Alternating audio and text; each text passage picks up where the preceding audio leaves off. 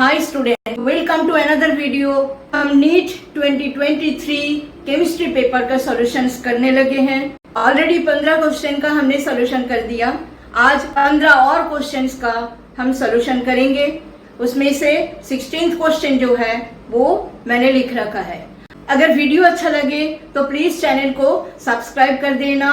ये आपसे हाथ जोड़ के मेरा रिक्वेस्ट है और वीडियो को लाइक जरूर कर देना। शुरू करते हैं आज की video.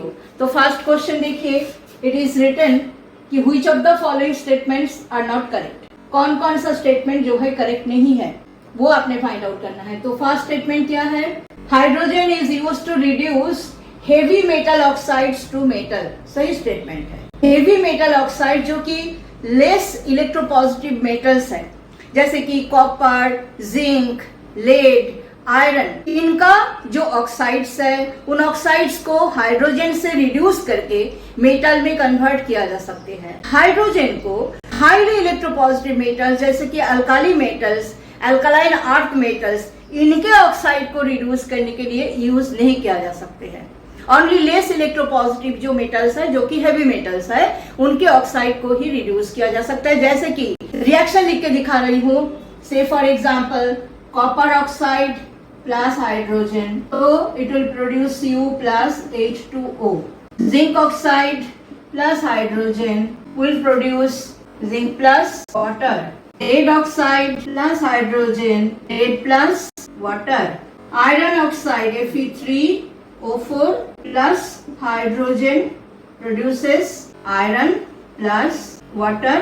So these are the reactions. Heavy metal oxides can be reduced by hydrogen. So first statement is correct, इसको टिक कर देते हैं। सेकेंड स्टेटमेंट बोल रहा है कि heavy water is used to study reaction mechanism. ये भी सही स्टेटमेंट है। हेवी वाटर का फॉर्मूला क्या है? Heavy water actually is deuterium oxide. Deuterium क्या है? हाइड्रोजन का ही एक आइसोटोप है। तो ड्यूटेरियम ऑक्साइड जिसका फॉर्मूला है D2O, this is what is heavy water. तो इसको ट्रेसर कंपाउंड कहा जाता है क्योंकि ये रिएक्शन मैकेनिज्म स्टडी करने के लिए यूज होती है। तो देखिए, जैसे एक एग्जांपल हम लेते हैं, सपोज हाइपोफॉस्फोरस एसिड जिसका फॉर्मूला है H3PO2। इसको अगर ड्यूटेरियम ऑक्साइड जो कि हेवी वाटर है उससे ट्रीट किया जाता है तो only one hydrogen atom will be exchanged with the deuterium atom. इससे यही प्रूफ होता है कि जो हाइपोफॉस्फोरस एसिड है it has got only one ionisable OH group. जैसे कि हाइपोफॉस्फोरस एसिड का ये फॉर्मूला है। तो इसको अगर D2O से ट्रीट किया जाएगा तो ये जो हाइड्रोजन एटम ये ड्यूटेरियम के साथ एक्सचेंज हो जाएगा। ड्यूटेरियम एटम यहाँ पे आएगा और हाइड्रोजन एटम यहाँ से चला जाएगा। इससे यही प्रूफ होता है कि इसमें एक ही OH ग्रुप है जो कि आयनाइजेबल है, जिसमें से हाइड्रोजन जो है एज प्रोटॉन निकल सकते हैं। तो it is A monobasic acid. तो इस तरह से रिएक्शन मैकेनिज्म को स्टडी करने के लिए ड्यूटेरियम ऑक्साइड जो कि हेवी वाटर है उसको as a tracer compound use किया जाता है। So this statement is also correct. उसके बाद है hydrogen is used to make saturated fats from oils. This is also a correct statement. Hydrogen को यूज करके ही जो वेजिटेबल ऑयल है उसका हाइड्रोजनेशन किया जाता है, मतलब उसमें हाइड्रोजन ऐड हो जाते हैं और वो सॉलिड फैट जिसको यहाँ पे सैचुरेटेड फैट कहा गया है उसमें वो कन्वर्ट हो जाता है। सो ये भी स्टेटमेंट करेक्ट है।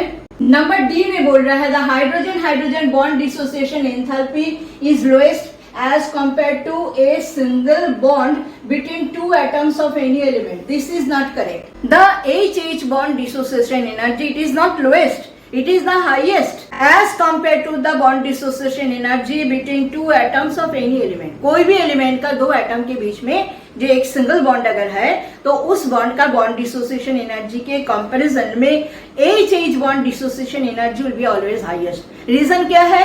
Hydrogen atom is very small in size, so the bond length between the two hydrogen atoms is very less, so the bond is very strong and that is why bond dissociation energy is highest. और यही वजह है कि molecular hydrogen जो है very less reactive है, बहुत ही rarely कुछ एलिमेंट्स के साथ ये रिएक्शन करते हैं। सो ये स्टेटमेंट जो है गलत है। इसके बाद है number E, hydrogen reduces oxides of metals that are more active than iron ये भी गलत है। मैंने फर्स्ट स्टेटमेंट में ही बोला था कि हाइड्रोजन किस टाइप का मेटल ऑक्साइड को रिड्यूस करके मेटल में कन्वर्ट कर सकती है, जो कि लेस इलेक्ट्रोपॉजिटिव मेटल्स है। तो जैसे आयरन के ऊपर जो है आपका इलेक्ट्रोकेमिकल सीरीज में या तो एक्टिविटी सीरीज में, वो तो हाईली रिएक्टिव है। तो आयरन के ऊपर वाले जो मेटल्स है जो कि मोर रिएक्टिव है आयरन से, उनको हाइड्रोजन रिड्यूस नहीं कर पाएगा। हाइड्रोजन रिड्यूस किस टाइप का मेटल ऑक्साइड को कर पाएगा, जो कि आयरन से लेस रिएक्टिव होगा। सो ये स्टेटमेंट भी गलत है। सो आपका गलत स्टेटमेंट दो आए, एक तो डी और एक है ई। सो ऑप्शन में से कौन सा करेक्ट होगा? Option 2 will be the correct answer. In the next question let us see what has been asked here. यहाँ पे पूछा गया कि द गिवन कंपाउंड दिस, ये फॉर्मूला है इसका, इज एन एग्जांपल ऑफ, ये आपके ऑप्शंस हैं, aryl halide, allylic halide, vinyl halide, benzylic halide. तो कौन सा होगा? देखो ये जो हैलोजन एटम जिसको जनरली हम X से रिप्रेजेंट करते हैं, ये जो कार्बन एटम के साथ अटैच्ड है, ये कार्बन एटम का हाइब्रिडाइजेशन को नोटिस कीजिए। ये जो कार्बन एटम है it is adjacent to the carbon atoms which are having a double bond in between them. तो ये जो दो कार्बन एटम है इनके बीच में तो डबल बॉन्ड है, तो इसका भी हाइब्रिडाइजेशन आपका sp2 है, इसका भी हाइब्रिडाइजेशन आपका sp2 है। लेकिन ये जो कार्बन एटम है, इस कार्बन के साथ एक सिंगल बॉन्ड है, दैट मीन्स ये जो कार्बन एटम है it is a sp3 hybridized carbon atom. So ये है एलाइलिक हैलाइड। एलाइलिक हैलाइड उसको कहा जाता है जब halogen atom double bonded carbon atom के साथ नेक्स्ट जो अटैच्ड कार्बन एटम है, एडजेसेंट जो कार्बन एटम है जो कि sp3 हाइब्रिडाइज्ड है, उसके साथ अटैच्ड होता है, तो उसको हम कहते हैं एलाइलिक हैलाइड। तो which option will be correct? Option 2 will be correct. अगर आप एराइल हैलाइड, विनाइलिक हैलाइड और बेंजाइलिक हैलाइड को जानना चाहते हो तो एराइल हैलाइड हम किसको बोलेंगे? सपोज कि ये आपका बेंजीन रिंग है, ये बेंजीन रिंग के साथ डायरेक्टली अगर हैलोजन अटैच्ड होगा तो इसको हम बोलेंगे एराइल हैलाइड। विनाइलिक हैलाइड में क्या होता है? ये सपोज आपका CH2 डबल बॉन्ड, ये डबल बॉन्डेड कार्बन एटम के साथ हाइड्रोजन एटम अटैच्ड होता है, तो इसको हम बोलते हैं विनाइलिक हैलाइड। अगर ये क्लोरीन होता है तो इसको हम बोलते हैं विनाइल क्लोराइड। उसके बाद है नंबर 4 में बेंजाइलिक हैलाइड, किसको हम बोलेंगे? बेंजाइलिक हैलाइड में ये ग्रुप होगा C6H5CH2, ये बेंजीन रिंग है, इसके साथ CH2 रहेगा, तो इसको हम बेंजाइलिक ग्रुप बोलते हैं। इसके साथ जब एक हाइड्रोजन एटम अटैच्ड रहेगा तो इसको हम बोलेंगे बेंजाइलिक हैलाइड। ये आपको मैंने तीनों बता दिया जो कि आपका करेक्ट ऑप्शन नहीं है। यहाँ पे allylic halide will be the correct answer. अब इस क्वेश्चन में देखिए आपको पूछा है कि identify product A in the following reaction. ये कंपाउंड है जिसके साथ ये जो रिएजेंट है ये रिएक्ट कर रहा है। रिएजेंट कौन सा है? आपको देख करके ही पता लग रहा होगा, it is a famous name reaction in aldehyde, ketone and carboxylic acid chapter. Zinc amalgam and concentrated HCl। ये जो है क्लेमेंसन रिडक्शन रिएक्शन है। क्लेमेंसन रिडक्शन रिएक्शन में क्या होता है, जो CO ग्रुप है, कार्बोनिल ग्रुप है, वो रिड्यूस हो जाता है CH2 में। ठीक है, तो इस कंपाउंड में 2 CO ग्रुप यहाँ पे दिखाई दे रहा है, तो दोनों ही जो है रिड्यूस होकर के CH2 में कन्वर्ट हो जाएगा और ये प्रोडक्ट आपका कौन सा आएगा? प्रोडक्ट आपका ये आएगा। नंबर 4 क्यों होगा? बिकॉज ये जो नंबर 4 है इसमें देखिए ये तो आपका CH3 है, ये जो स्टार्टिंग वाला जो कार्बन एटम है इसके साथ तो 3 हाइड्रोजन एटम है, ये CO था, ये CH2 में कन्वर्ट हो चुका है रिड्यूस होकर के, तो ये CH2 हो गया। बाकी आगे एज इट इज है। उसके बाद फिर से देखिए यहाँ पे जो है ये वाला पोजीशन में फिर CO ग्रुप है, ये भी रिड्यूस होकर के CH2 में कन्वर्ट हो जाएगा और ये आपका जो कार्बन एटम है वो CH3 है, बिकॉज इसके साथ 3 हाइड्रोजन एटम है। So number 4 will be the correct option in this reaction. This is a question from electrochemistry students. यहाँ पे पूछा गया है कि the conductivity of centimolar solution of KCl at 25 degree centigrade is 0.210 ohm inverse centimeter inverse and the resistance of the cell containing this solution is 60 ohm at 25 degree centigrade। आपको cell constant की value निकालने के लिए बोला है। बहुत ही easy problem है। इसमें ये सेंटीमोलर सॉल्यूशन का कोई काम नहीं है।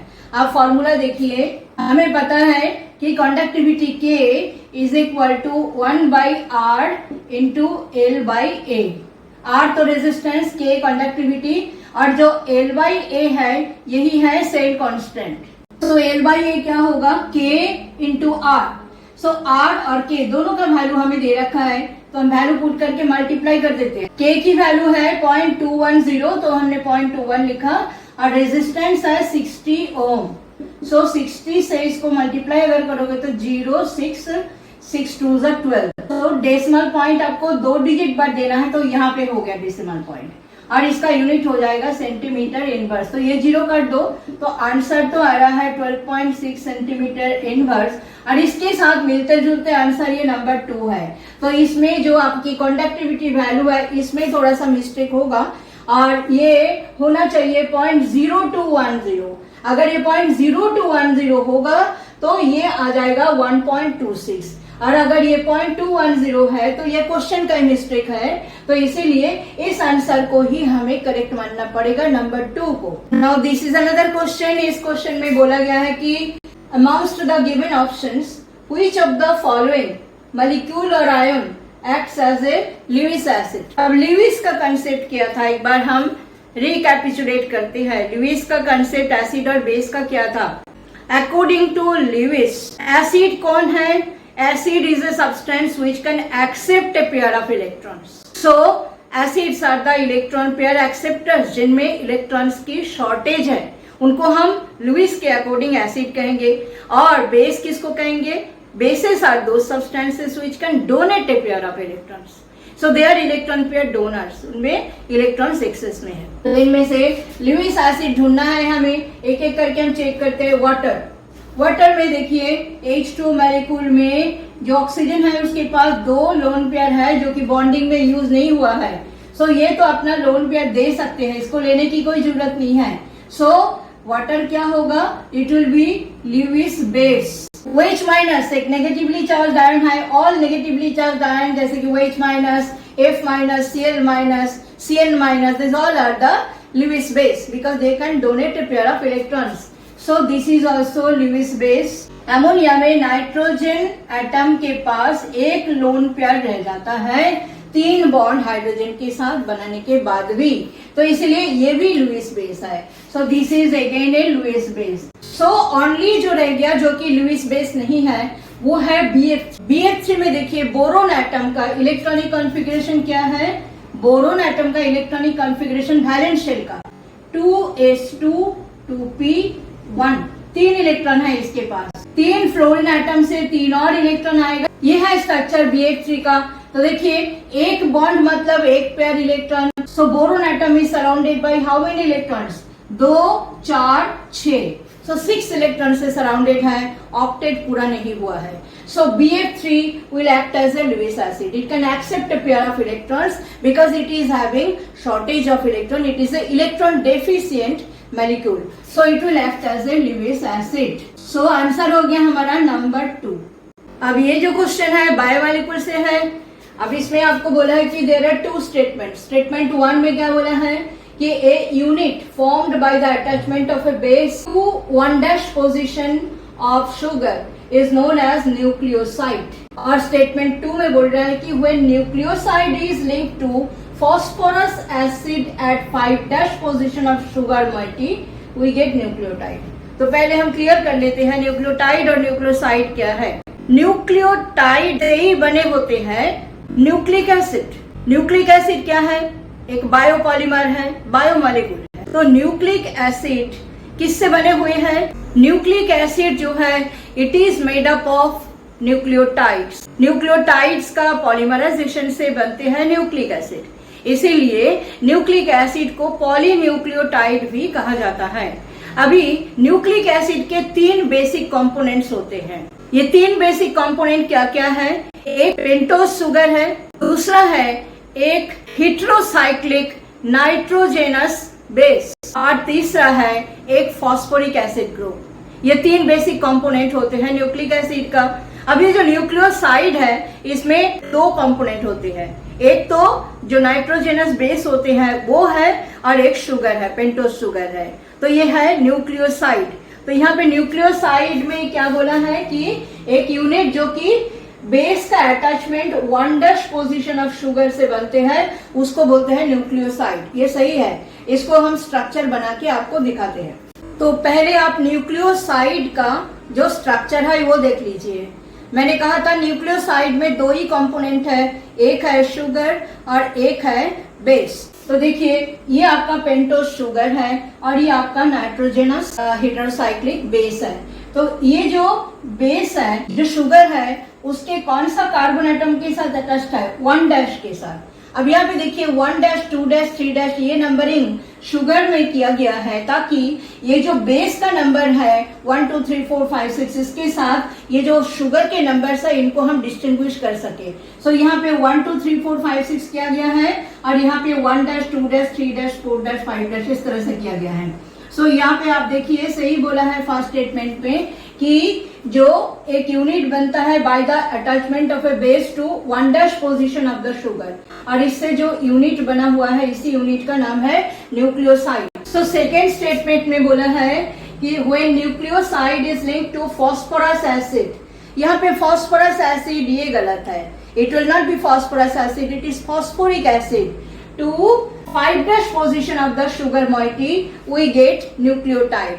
ये देखिए ये आपका बेस है, उसके साथ जो है ये शुगर है, और शुगर की ये नंबरिंग देखिए जैसे मैंने कहा बेस का नंबरिंग 1, 2, 3, 4, 5, 6 किया जाता है, तो इसीलिए शुगर के नंबर्स को इससे डिस्टिंग्विश करने के लिए 1', 2', 3', 4', 5' किया गया है। तो ये जो शुगर है इसके 5' पोजीशन में क्या है? फास्फोरिक एसिड ग्रुप है।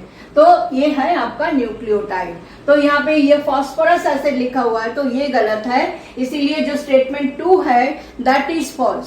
सो which option will be correct? Number 2 will be correct. Statement 1 is true but statement 2 is false. अब ये क्वेश्चन में देखिए बोल रहा है the relation between NM, NM क्या है? The number of permissible values of magnetic quantum number m for a given value of azimuthal quantum number l is।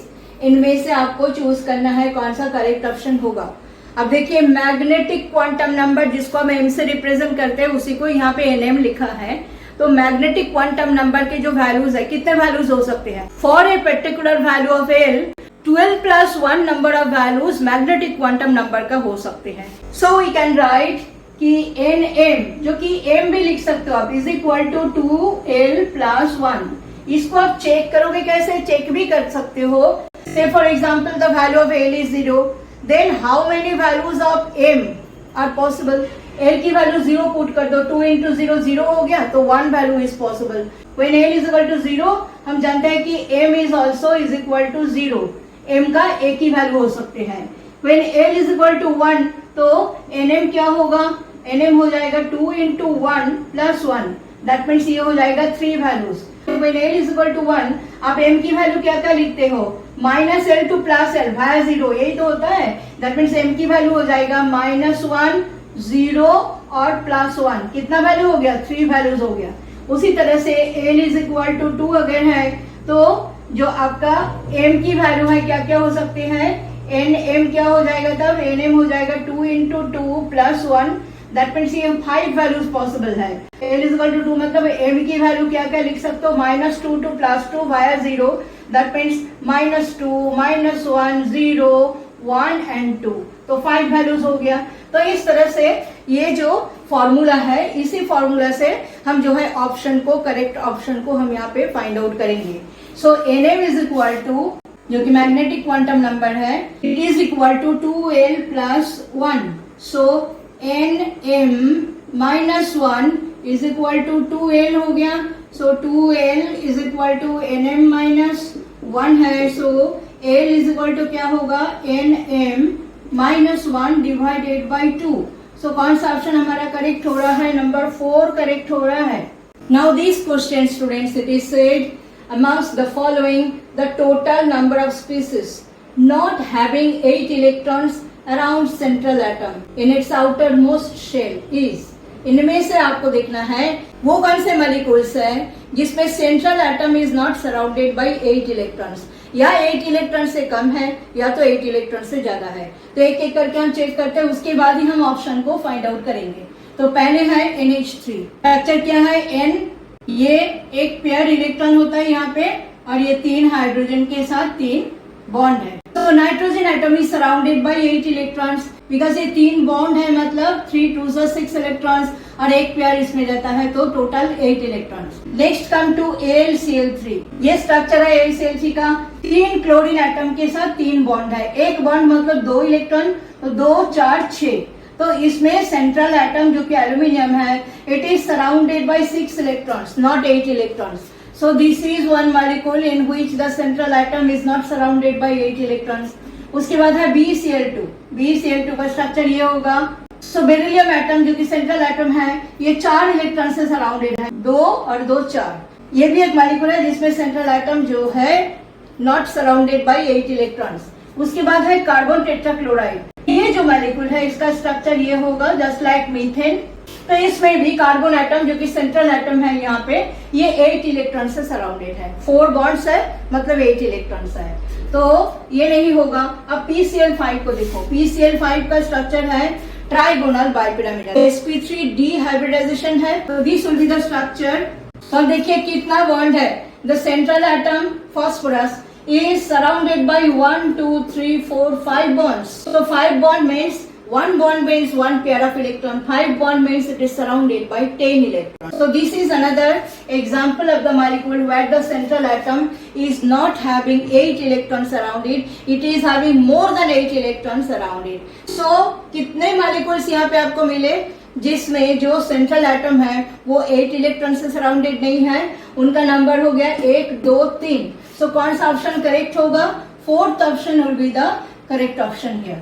So in this question it is asked intermolecular forces are forces of attraction and repulsion between interacting particles that will include number A dipole forces, number B dipole induced dipole forces, number C hydrogen bonding, then covalent bonding, and last में है dispersion forces. इनमें से आपको बोल रहा है कि most appropriate answer आप चूज कीजिए इन ऑप्शन में से। तो आप देखिए, आपको पता है कि इंटरमॉलिक्यूलर फोर्सेस मतलब मॉलिक्यूल के बीच में जो फोर्सेस ऑफ अट्रैक्शन या तो रिपल्शन है, उसी को ही हम बोलते हैं इंटरमॉलिक्यूलर फोर्सेस। तो ऑब्वियसली जो आपके वैन डर वाल्स फोर्सेस है, जिनमें डाइपोल फोर्सेस है, डाइपोल इंड्यूस्ड डाइपोल फोर्सेस है, उसके बाद लंडन फोर्सेस जिसको हम डिस्पर्शन फोर्सेस बोलते हैं, ये सारे आपके van der Waals forces of attraction है। तो ये मॉलिक्यूल के बीच में है। Number A will be correct, dipole forces. Number B also will be correct, dipole induced dipole forces. Number C भी मॉलिक्यूल के बीच में ही है, हाइड्रोजन बॉन्डिंग। और ये जो डी है ये करेक्ट नहीं है। क्यों करेक्ट नहीं है? बिकॉज कोवैलेंट बॉन्डिंग क्या है? 2 एटम के बीच में, with in the molecule atoms के बीच में बॉन्ड है, उसको हम बोलते हैं कोवैलेंट बॉन्डिंग। ये मॉलिक्यूल के बीच में फोर्स ऑफ अट्रैक्शन यहाँ पे नहीं है।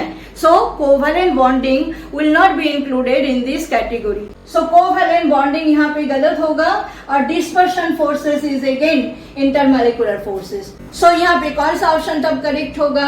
आप देखिए, number 2 will be correct, ABCE यही हमारा करेक्ट ऑप्शन होगा। These are the intermolecular forces of attraction. ये जो क्वेश्चन है students, it is a assertion reason type of question. इसमें जो आपका असर्शन स्टेटमेंट है उसमें बोल रहा है कि metallic sodium dissolves in liquid ammonia. सिर्फ सोडियम ही नहीं, सारे अल्काली मेटल्स जो है दे डिजॉल्व इन लिक्विड अमोनिया।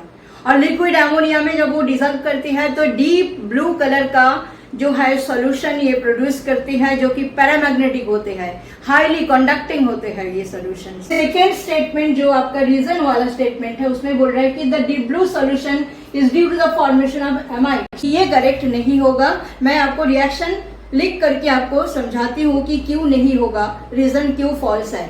तो यहाँ पे देखिए, जो डीप ब्लू कलर का सॉल्यूशन ये लिक्विड अमोनिया में अल्काली मेटल में से सोडियम, यहाँ पे एग्जांपल हिसाब से सोडियम दिया है, वो डिजॉल्व होकर के बनाता है। तो उसके लिए जनरल रिएक्शन लिख देते हैं, सारे अल्काली मेटल डिजॉल्व करते हैं। तो एम से अगर हम अल्काली मेटल को हम रिप्रेजेंट करते हैं, जो कि सोडियम, पोटेशियम, लिथियम कोई भी हो सकते हैं, प्लस सपोज ये अमोनिया है, X प्लस वाई अमोनिया, ये अमोनिया मॉलिक्यूल के साथ रिएक्शन कर रहा है और ये बन रहा है M plus NH3 whole X plus electron NH3 whole Y। ये क्या मेन करते हैं, ये जो अल्काली मेटल है इलेक्ट्रॉन लूज करते हैं एक, और इलेक्ट्रॉन लूज करके खुद M प्लस आयन में कन्वर्ट हो जाते हैं, और ये जो M प्लस आयन है it gets surrounded by the ammonia molecules. तो यहाँ पे अमोनिया मॉलिक्यूल के नंबर अगर एक सपोज करते हो और इलेक्ट्रॉन के चारों तरफ में जो अमोनिया मॉलिक्यूल्स है उनका नंबर अगर आप Y सपोज करते हो तो ये बनेंगे। इनको हम बोलेंगे अमोनिएटेड कैटायन और इसको हम बोलेंगे अमोनिएटेड इलेक्ट्रॉन। सो इसके बाद क्या होगा, ये जो इलेक्ट्रॉन्स है जब ऑर्डिनरी लाइट ये सोल्यूशन में गिरते हैं, जो इलेक्ट्रॉन्स यहाँ पे प्रेजेंट है अनपेयर्ड इलेक्ट्रॉन्स, ये एक्साइटेड होके हायर एनर्जी लेवल में चले जाते हैं। इसके लिए जो एनर्जी वो एब्जॉर्ब करते हैं वो एनर्जी इनको मिलता है विजिबल लाइट से। तो विजिबल लाइट से रेड कलर का लाइट का जो फोटोन है उसको वो एब्जॉर्ब करते हैं, उतना एनर्जी काफी होते हैं for getting excited to the higher energy level. अगर रेड लाइट का फोटोन को एब्जॉर्ब करेगा तो जो लाइट वो ट्रांसमिट करेगा that will be blue in colour, because red and blue they are the complementary colors to one another। तो that is why ये जो solution है ये deep blue कलर का दिखते हैं, ना कि amide formation के लिए जो यहाँ पे जो रीजन वाला स्टेटमेंट बताया है। amide formation भी होती है लेकिन कब, अगर ये जो लिक्विड सॉल्यूशन है इसमें अगर इम्प्योरिटीज प्रेजेंट हो या तो कैटलिस्ट प्रेजेंट हो तो ये जो लिक्विड सॉल्यूशन है ये डिकम्पोज होकर के अमाइड में कन्वर्ट हो जाता है। But then in absence of impurities और कैटलिस्ट ये बहुत स्टेबल सॉल्यूशन है। तो यहाँ पे जो आपका रीजन वाला स्टेटमेंट है वो सही नहीं है, तो यहाँ पे असर्शन तो करेक्ट है लेकिन रीजन जो है फॉल्स है। सो ऑप्शन 2 हमारा सही आंसर है। So in this question it is asked the element expected to form largest ion to achieve the nearest noble gas configuration is। आपको एलिमेंट्स जो दिया गया है वो है fluorine, nitrogen, sodium and oxygen. आप देखिए ये सारे एलिमेंट्स जो है इनके लिए नियरेस्ट नोबल गैस है नियन। नियन जैसा कॉन्फ़िगरेशन लेने के लिए इनमें से कुछ एलिमेंट्स इलेक्ट्रॉन गेन करते हैं और जो सोडियम है वो इलेक्ट्रॉन एक लूज करते हैं। देखिए सबसे पहले फ्लोरीन को लेते हैं। फ्लोरीन एक इलेक्ट्रॉन गेन करके जब फ्लोराइड आयन में कन्वर्ट होता है तो इसमें 10 इलेक्ट्रॉन्स होते हैं। फ्लोरीन के पास 9 इलेक्ट्रॉन्स है, 2 7 ये इसका कॉन्फ़िगरेशन है। एक इलेक्ट्रॉन गेन करने से 2 8 हो जाता है, 10 इलेक्ट्रॉन्स का कॉन्फ़िगरेशन इसको मिल जाते हैं। उसके बाद है नाइट्रोजन। नाइट्रोजन को 3 इलेक्ट्रॉन गेन करना पड़ेगा, इसका है 2 5 इलेक्ट्रॉनिक डिस्ट्रीब्यूशन। सो ये 3 इलेक्ट्रॉन गेन करने से इसका हो जाएगा N-3 आयन फॉर्मेशन और इसमें 2 8 दैट मीन्स इसका भी 10 इलेक्ट्रॉन हो जाएगा। उसके बाद है सोडियम 2 8 1 ये इलेक्ट्रॉनिक कॉन्फ़िगरेशन है। इसको क्या करना पड़ता है, Na+ आयन अगर ये बनाते हैं एक इलेक्ट्रॉन लूज करके तब इसका कॉन्फ़िगरेशन हो जाएगा 2 8 और इसको भी 10 इलेक्ट्रॉन का कॉन्फ़िगरेशन मिल जाएगा। लास्ट में है ऑक्सीजन। ऑक्सीजन का है 2 6 8 एटॉमिक नंबर। तो oxygen nearest noble gas configuration के लिए 2 इलेक्ट्रॉन गेन करते हैं, O-2 आयन फॉर्म करते हैं, 2 8 इसको भी 10 इलेक्ट्रॉन का कॉन्फ़िगरेशन मिल जाता है। तो ये सबको जो है नियरेस्ट नोबल गैस किसका कॉन्फ़िगरेशन मिलता है, नियन का। और देखिए इनमें से आपको पूछा है कि जिस आयन का साइज लार्जेस्ट होगा वो कौन है। लार्जेस्ट साइज फाइंड आउट करने के लिए आपको देखना होगा किस आयन के न्यूक्लियस में प्रोटॉन के नंबर सबसे कम है। बाहर में तो टोटल इलेक्ट्रॉन सबका 10 है, ठीक है। न्यूक्लियस के अंदर प्रोटॉन्स के नंबर जिस आयन में सबसे कम होगा उसका साइज सबसे बड़ा होगा, बिकॉज उसको क्या करना पड़ेगा, ज्यादा नंबर में इलेक्ट्रॉन्स को कम नंबर में प्रोटॉन्स जो है वहां पे अट्रैक्ट कर रहा है। तो उस कैटेगरी में आ रहा है नाइट्रोजन। नाइट्रोजन का देखिए न्यूक्लियस में 7 प्रोटॉन्स है और ये 7 प्रोटॉन 10 इलेक्ट्रॉन को अट्रैक्ट कर रहा है। सो पर इलेक्ट्रॉन का जो अट्रैक्टिव इन्फ्लुएंस है नाइट्रोजन के केस में वो कम हो जाएगा। इसके कारण जो इलेक्ट्रॉन क्लाउड है वो एक्सपेंड कर जाएगा और N-3 आयन की जो साइज है वो सबसे ग्रेटेस्ट होगा। और सबसे छोटा साइज किसका हो जाएगा? सबसे छोटा साइज हो जाएगा Na+ का, बिकॉज Na+ का न्यूक्लियस में सबसे ज्यादा नंबर में प्रोटॉन है। कितना प्रोटॉन है? 11 प्रोटॉन है और ये अट्रैक्ट कर रहा है 10 इलेक्ट्रॉन्स को। तो यहाँ पे पर इलेक्ट्रॉन जो न्यूक्लियस का अट्रैक्शन है वो सबसे स्ट्रॉन्ग होगा और Na+ आयन का साइज जो है इनमें से सबसे छोटा होगा। So the order in which you can arrange them, small to big अगर आप अरेंज करो तो this will be the order. So you can see N-3 is having the largest size of the ion in order to get the nearest noble gas configuration. So answer हो जाएगा आपका number 2। अब इस question में पूछ रहा है कि some tranquilizers are listed below, which one from the following belongs to barbiturates? देखिए tranquilizers आप सबको पता है, they are the drugs which are used to treat stress, mental fatigue, anxiety, mild या तो severe mental disease। तो ये जो ड्रग्स है इनको एंटी डिप्रेशन ड्रग्स कहा जाता है। एक क्लास ऑफ ट्रैंक्विलाइजर्स है जिनको बार्बिट्यूरिक एसिड या तो बार्बिट्यूरिक एसिड का डेरिवेटिव से डिराइव किया गया है, उनको कहा जाता है बार्बिट्यूरेट्स। तो उन कैटेगरी में आता है आपका वेरोनल नंबर 3। तो Veronal will be the correct option. Valium भी एक ट्रैंक्विलाइजर है लेकिन वैलियम जो है बार्बिट्यूरेट नहीं है। तो ये देखिए एक और असर्शन रीजन वाला क्वेश्चन है, ये इलेक्ट्रोकेमिस्ट्री से है। इसमें बोल रहा है असर्शन वाले स्टेटमेंट में कि in equation ΔGr is equal to -NF E cell, value of ΔGr depends on N। ये आपका असर्शन वाली स्टेटमेंट है और ये करेक्ट भी है। और रीजन में बोल रहा है कि E cell is an intensive property and ΔG is an extensive property. तो ये रीजन भी करेक्ट है और रीजन ही जो है असर्शन का करेक्ट एक्सप्लेनेशन है। रीजन करेक्ट एक्सप्लेनेशन क्यों है? इसलिए है क्योंकि देखिए जो एफ है फैराडेज कांस्टेंट, इसका तो कांस्टेंट वैल्यू है 96500 कूलम। ई सेल जो कि आपका सेल पोटेंशियल है ये भी एडिटिव या तो सब्ट्रैक्टिव नहीं है, मतलब इसकी वैल्यू जो है एक पर्टिकुलर रिएक्शन के ऊपर, टेम्परेचर के ऊपर, कंसंट्रेशन ऑफ द इलेक्ट्रोलाइट के ऊपर डिपेंड करेगा। ये जो है कोई अमाउंट में डिपेंड नहीं करेगा, इट इज इंटेंसिव प्रॉपर्टी। तो इसको भी आप कांस्टेंट मान सकते हो। सो ΔG जो है एक्सटेंसिव प्रॉपर्टी इसलिए है क्योंकि ये N पे डिपेंड कर रहा है। N क्या है? Number of electrons involved in the cell reaction. N की वैल्यू जैसे जैसे वेरी करेगा ΔG की वैल्यू भी ऐसे ऐसे वेरी करेगा। सो ΔGr जो है इसीलिए यहाँ पे एक्सटेंसिव प्रॉपर्टी होगा बिकॉज ई सेल और F ये दोनों कांस्टेंट है, ओनली N के ऊपर ΔG की वैल्यू डिपेंड करेगा। So it is an extensive property. So यहाँ पे कौन सा ऑप्शन करेक्ट होगा? Number 4। Both assertion and reason are true and reason is the correct explanation of assertion. So this question is from polymer chapter। तो इसमें देखिए बोल रहा है कि which amongst the following molecules on polymerization produces neoprene। neoprene क्या है? Synthetic rubber है। जो आपकी नेचुरल रबर है, natural rubber is a polymer of isoprene. Isoprene कौन सा स्ट्रक्चर है इनमें से? देखिए ये है आइसोप्रेन 2-मिथाइल 1,3-ब्यूटाडाइन। इसका पॉलीमराइजेशन से बनते हैं पॉली आइसोप्रेन जो कि आपका नेचुरल रबर है। लेकिन नियोप्रेन क्या है? नियोप्रेन इज सिंथेटिक रबर और नियोप्रेन के लिए जो मोनोमर है वो है क्लोरोप्रीन 2-chloro-1,3-ब्यूटाडाइन। दैट मीन्स ये वाला number 1। So and molecules of chloroprene upon polymerization produces polychloroprene जिसको हम नियोप्रीन बोलते हैं। सो ये हो गया आपका reaction. So number 1 is the correct answer. ये क्वेश्चन आज की वीडियो की लास्ट क्वेश्चन है, 30th क्वेश्चन है।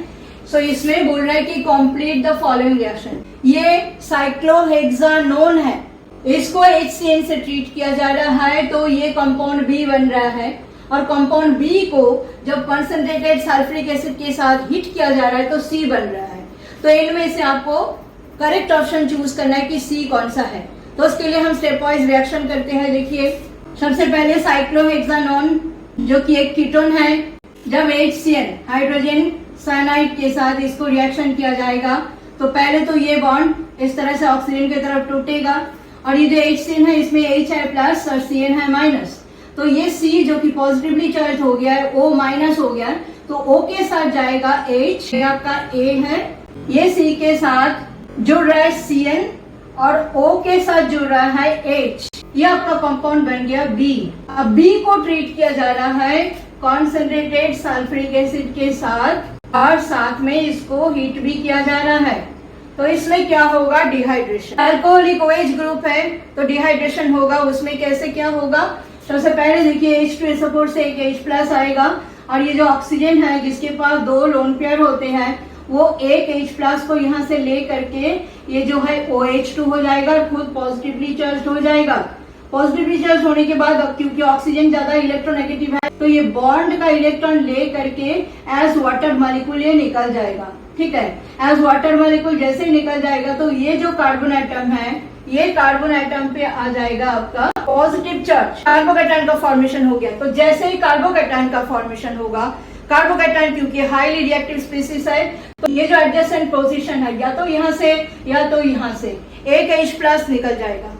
और सपोज कि H प्लस अगर यहाँ से निकलता है तो ये जो कार्बन एटम है H प्लस निकलने से ये कार्बन हो जाएगा C माइनस और ये C प्लस, इन दोनों के बीच में एक जो है बॉन्ड फॉर्मेशन हो जाएगा, ये कंपाउंड बन जाएगा।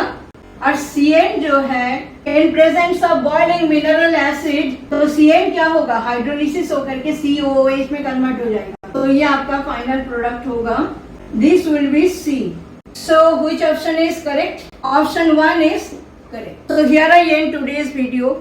आई होप वीडियो आपको पसंद आएगा और वीडियो से बहुत सारे नॉलेज भी आपको मिलेगा। सो लास्ट में एक बार और रिक्वेस्ट है आपसे, प्लीज चैनल को सब्सक्राइब कर दीजिए। Thank you for watching the video.